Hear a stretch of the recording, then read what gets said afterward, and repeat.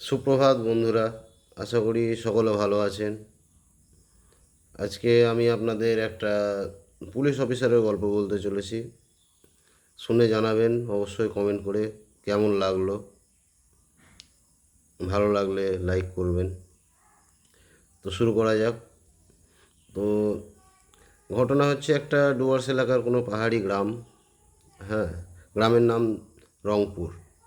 তো সেখানকার থানার ওসি একজন, তিনি একটা জায়গায় টহল দিচ্ছিলেন। একটা চৌরাস্তার মোড়ে, টহল ঠিক না, যেটাকে বলে চেকিং হচ্ছিল ওখানে। তো সেই জায়গায় চেকিং হচ্ছিল, পুলিশ অফিসার ছিলেন, সাথে একজন সিভিক ভলেন্টিয়ার আর একজন কনস্টেবল। মোটের উপর তারা চারজন ছিলেন, দুজন সিভিক ভলেন্টিয়ার, একজন কনস্টেবল আর পুলিশ অফিসার নিজে। তো সেই সময় একজন রাত্রিবেলায় স্কুটি নিয়ে চলে আসছিলেন। তো ভদ্রলোক বেরোনোর আগে প্রথমে নিজের বাড়িতে অনেকটা পরিমাণ মদ খেয়েছেন। মদ খাওয়ার পরে একটা মদের বোতল স্কুটির ডিকিতে ভরে নিয়ে ভদ্রলোক চলে আসছেন চালিয়ে। তো যাই হোক, পুলিশ অফিসার দাঁড়িয়ে দাঁড়িয়ে সিগারেট টানছিলেন। বললেন, কে যাচ্ছে, কে আটকা। কনস্টেবল আর সিভিকরা ওকে মিলে আটকালো। কোথায় যাচ্ছিস রে এত রাতে? এই তো স্যার, মা খুব অসুস্থ, হসপিটালে ভর্তি আছে, একটু ছেড়ে দেন, খুব এমার্জেন্সি। এমার্জেন্সি? এত রাত্রে মা অসুস্থ? স্যার অসুস্থ বলছে, কি করব? দেখ আগে কিছু আছে নাকি ওর কাছে, দেখ। স্যার, এর তো মুখ থেকে মদের গন্ধ বেরোচ্ছে, মদের গন্ধ বেরোচ্ছে, আর মা অসুস্থ, তাই না? দেখি ডিকিটা কি আছে, খুলতো। তো ডিকি তারা খুললো। ডিকি সে খুলতে চাইছিল না। স্যার ছেড়ে দিন, ছেড়ে দিন। কিছুতেই খুলতে চাইছিল না। খোলার পর দেখা গেল সেখানেও একটা মদের বোতল রাখা আছে। তো সেটা দেখে তারা আরও রেগে গেল। বলে, স্যার এখানে ডিকির ভেতরে একটা মদের বোতল আছে, আর এ নাকি যাচ্ছে হসপিটালে মায়ের চিকিৎসা করাতে। কি করব স্যার? তো ওই লোকটা কাঁচুমাচু করে বললেন, স্যার সত্যিই খুব এমার্জেন্সি, ছেড়ে দিন না। আমার কাছে 1,000-2,000 টাকা আছে, একটু নিয়ে স্যারকে বলে একটু ছেড়ে দিন প্লিজ, যেতেই হবে আমাকে, সত্যিই অসুস্থ। আমি খুব টেনশনে আছি, তো টেনশনে মদ খেয়ে নিয়েছিলাম। কনস্টেবলটা অফিসারের কাছে গিয়ে জানতে চাইলো, স্যার কি করা যায়?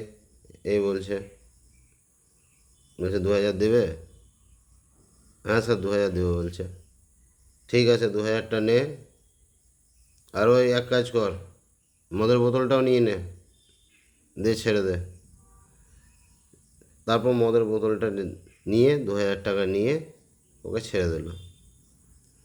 সেই সময় পুলিশ অফিসারের ফোনে একটা ফোন এলো। একজন নতুন জয়েন করেছে কনস্টেবল, যে আছে সে নতুন জয়েন করেছে, পাশেই দাঁড়িয়েছিল।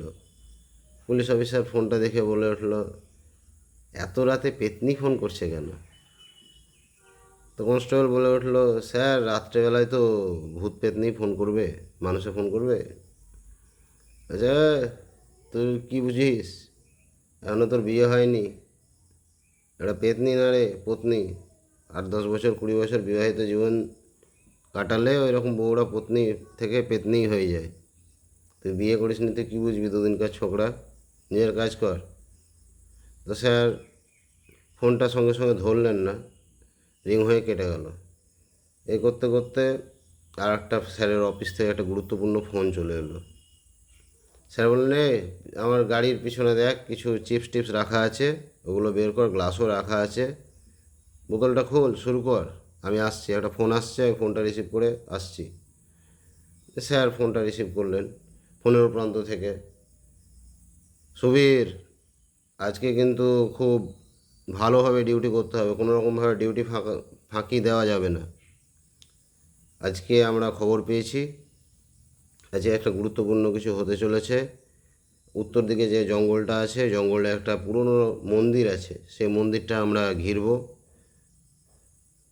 শহর জুড়ে যে সিরিয়াল কিলিং হচ্ছে, ওখানেই সম্ভবত তার হোতা আছে। কোনো এক তান্ত্রিক তন্ত্র সাধনা করে, ভুলভাল তন্ত্র সাধনা করে এইভাবে বাচ্চাগুলোকে গায়েব করছে। এই যে আজ থেকে 8-10টা বাচ্চা নিখোঁজ হয়ে গেছে, সম্ভবত আজকে তার হদিশ পাওয়া যাবে। আজকে কোনো রকমভাবে ডিউটি যেন ফাঁকি না হয়। আর তোর যদি দরকার পড়ে আরও ফোর্স যদি লাগে 2-4টে বল টিম আমি পাঠিয়ে দেবো, ঠিক আছে? কোনোভাবে ডিউটি ফাঁকি দেওয়া যাবে না। না স্যার ঠিক আছে, অসুবিধা নেই, আমি তো আছি। হ্যাঁ, এদিকটা আমি কড়া পাহাড়ে আছি, একটা মাছিও বলতে দেবো না, আপনি চিন্তা করবেন না। ঠিক আছে, আমরা 3 দিক থেকে জঙ্গলটা ঘিরবো, ঠিক আছে? আর কোনোভাবে যেন ওরা টের না পায় যে আজকে আমরা অপারেশনে নামবো। Be careful. ঠিক আছে স্যার, আপনি চিন্তা করবেন না, আমি আছি। এই বলে পুলিশ অফিসার আবার গাড়ির দিকে এলেন, সবাইকে ডাকলেন, মধু, কিরে আমারটা ঢেলেছিস? বাহ, দেখতে না দেখতে বোতল থেকে অনেকটা নামিয়ে দিয়েছি, 2-3 প্যাক করে খেয়ে নিলি নাকি? করে কী হলো, কথা বল। সব সালারা ডিউটি চোর, ডিউটি করতে এসে ঘুমিয়ে গেলি নাকি রে? সবার নাম ধরে স্যার ডাকলো, মধু, কুবের, রতন, কেউই সাড়া দিচ্ছে না। স্যার বিরক্ত হয়ে গেল, সবার নাকের কাছে স্যার হাত নিল। এত অল্প মদ খেয়ে সবার নেশা হয়ে গেল, কি হলো ব্যাপারটা? সবার নাকে হাত দিয়ে দেখে স্যার নিঃশ্বাস পড়ছে। সবাইকে ধাক্কাধাক্কি করলো, কেউ কোনো কথা বলতে পারছে না, সবাই ঘুমোচ্ছে মনে হচ্ছে বেহোশের মতো। অফিসার বুঝতে পারলো কিছু একটা গণ্ডগোল হয়েছে, সবাই অজ্ঞান হয়ে গেছে, সেন্সলেস হয়ে গেছে।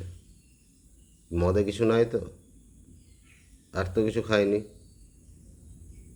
এর মধ্যে পুলিশ অফিসারের বাড়ি থেকে আবার গিন্নি ফোন করলেন, পেতনি ফোন করলেন। ও প্রান্ত থেকে গিন্নি বললেন, বাবুকে খুঁজে পাওয়া যাচ্ছে না। বাবুকে খুঁজে পাওয়া যাচ্ছে না মানে? বাবু বলতে পুলিশ অফিসারের একমাত্র মেয়ে রত্না।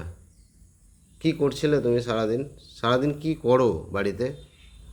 একটা মেয়ে আছে, তার খোঁজ খবর রাখতে পারো না ঠিকঠাক করে?